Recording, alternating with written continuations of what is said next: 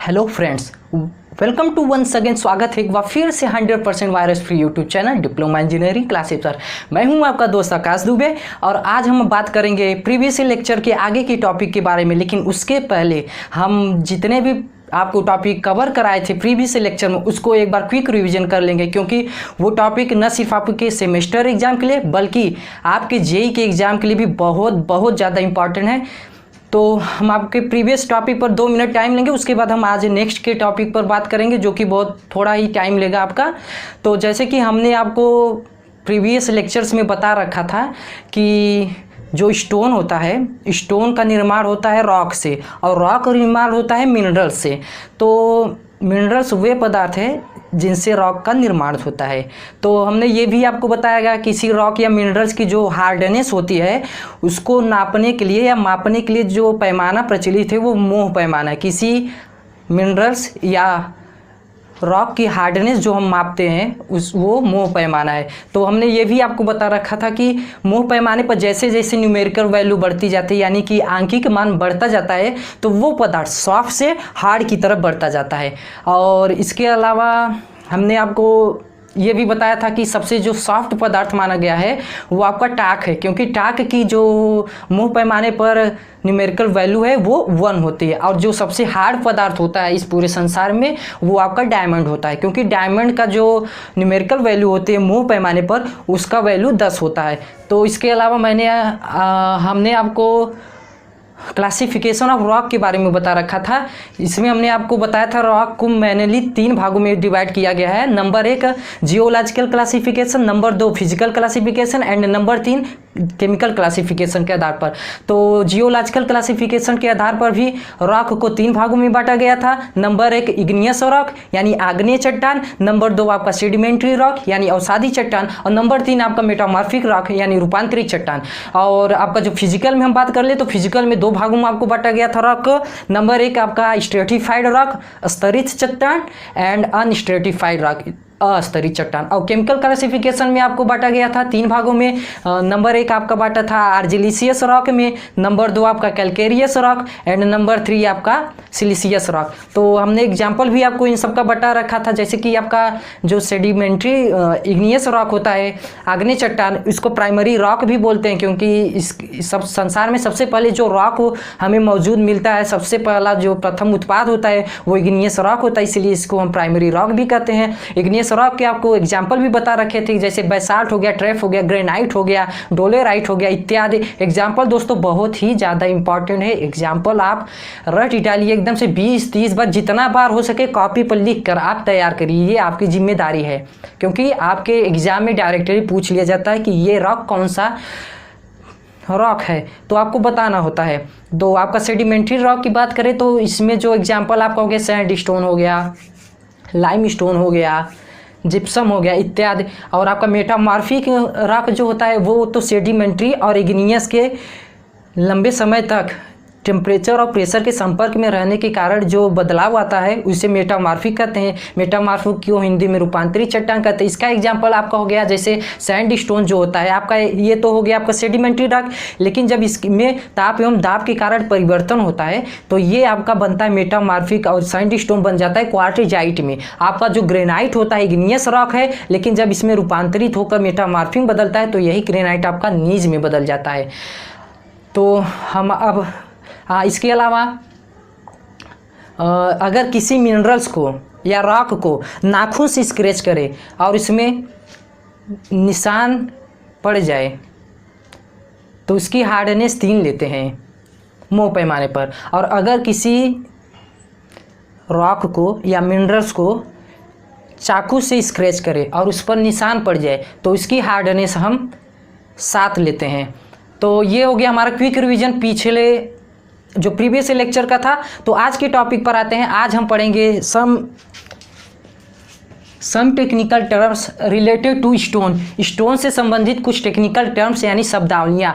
इसको जानना बहुत ज़्यादा इंपॉर्टेंट होता है कि आपको स्टोन में जो शब्दावली यूज हो रही है इसका मतलब क्या होता है। तो नंबर 1 बात करते हैं हम आपका क्वेरी यानी खदान। खदान वो होता है जहाँ से खदान वो होता है जहाँ से हम रॉक को, चट्टान को प्राप्त करते हैं। यानी कि खदान जैसे हो गया, चाहे वो कोयला खदान हो, कोयले खदान मतलब जहाँ से कोयला प्राप्त करेंगे, सोने का खदान मतलब जहाँ सोना प्राप्त करते, उसी प्रकार आपका रॉक का जो खदान होता है वहाँ से रॉक को प्राप्त करते हैं। नंबर 2 बात करेंगे क्वेरिंग, यानी उत्खनन। क्वेरिंग जो होता है, उत्खनन जो होता है, यानी कि जहाँ से रॉक प्राप्त करने की क्रिया को, यानी कि स्टोन प्राप्त करने की क्रिया को हम क्वेरिंग कहते हैं, उत्खनन कहते हैं। नंबर 3 बात करें हम, आपका आता है क्वेरी सैप, खदानी रस हिंदू में बोलते हैं इसको। तो क्वेरी सैप मतलब जब हम पत्थर को रॉक से लेकर आते हैं तो उसमें एक विशिष्ट प्रकार की नमी होती है, यानी कि उसमें जो होती है वाटर कंटेंट की मात्रा होती है, नमी होती है। तो वही नमी मतलब उसी को बोलते हैं क्वेरी सैप, यानी खदानी रस। तो बात हम करते हैं, इसके अलावा आपका आता है नंबर 4 पर ड्रेसिंग, यानी कि ड्रेसिंग वह प्रक्रिया है जैसे हम रॉक मिनरल से, रॉक से तोड़ करके किसी माध्यम से जब स्टोन को लाते हैं तो उसमें होता क्या है कि मतलब उस स्टोन का कोई निश्चित शेप नहीं होता है, आकार नहीं होता है। तो हम करते क्या है, उसको निश्चित शेप में मशीन के माध्यम से, आरी के माध्यम से उसको एक शेप प्रदान करते हैं, एक सतह प्रदान करते हैं, जिसको हम ड्रेसिंग बोलते हैं। और नंबर 5 पर बात करते हैं आपका सीजनिंग मतलब किसी चीज़ को सुखाना। सीजनिंग में होता क्या है, जब हम रॉक को प्राप्त करते हैं स्टोन तो उसमें नमी होते हैं। तो नमी जब होगी तो यानी कि नमी जब होगी तो उस स्टोन का हम यूज कर नहीं सकते कहीं पर, अतः जब करेंगे भी तो उसमें नमी की वजह से जब नमी उसकी सूखने लगेगी तो आपकी जो स्ट्रक्चर या संरचना होगी वो मतलब कि कमज़ोर होने लगेगी या वो आपकी फेल कर जाएगी। तो सीजनिंग बहुत ज़रूरी होता है हर चीज़ का। उसी प्रकार सीजनिंग स्टोन का भी किया जाता है। मेनली सीजनिंग जो स्टोन की जाती है वो 6 से 12 मंथ, 6 से 12 मंथ के लिए सीजनिंग की जाती है। ऐसे कहीं खुले में नहीं सुखाया जाता, उसको मतलब छांवदार स्थान पर रख दिया जाता है। आपका स्टोन 6 से 12 मंथ के लिए अपने आप नेचुरल तरीके से उसकी सीजनिंग हो जाती है, यानी सूख जाती है। नंबर 7 पर हम आपका बात करेंगे क्रशिंग होता क्या है, जब हम स्टोन को प्राप्त करते हैं तो बड़े बड़े आकार में होते हैं, तो उसको करते क्या है, हम क्रश करते हैं, यानी कि उसको छोटे छोटे टुकड़ों में हथौड़ी से या किसी माध्यम से उसको तोड़ करके छोटे छोटे टुकड़ों में रख देते हैं। तो यही छोटे छोटे टुकड़ों में स्टोन को तोड़ने की क्रिया को ही आपका क्रशिंग कहते हैं। और नंबर 8 पर बात करते हैं, आपका होता है स्क्रीडिंग मतलब छानना। स्क्रीडिंग मतलब छानना, अलगाव होता है। जिस प्रकार हम शरबत से या किसी जगह से शरबत को अलग करते हैं और जो उसमें गंदगी उसको अलग करते हैं, उसी प्रकार स्टोन में क्या होता है, स्टोन में जैसे अनेक शेप की, जब हम उसको निश्चित कोई शेप तो है नहीं, हम उस पर एक निश्चित ही शेप में पत्थर को जब तोड़ते हैं तो अनेक शेप में टूट जाते हैं। तो हम करते क्या है, हम आपका स्क्रीडिंग में करते क्या है, स्क्रीडिंग में करते ये हैं कि जी अलग अलग साइज़ के अनुसार पत्थर को, स्टोन को अलग कर लेते हैं। जैसे कुछ 2 mm के हैं तो 2 mm को अलग, 3 mm को अलग, 4 mm को अलग। अतः हमने इस प्रकार के पत्थर को, शेप को अलग अलग साइज़ के अनुसार कर लिया। इसे हम बोलते हैं स्क्रीडिंग। तो एक बात और ध्यान रख लीजिए कि जो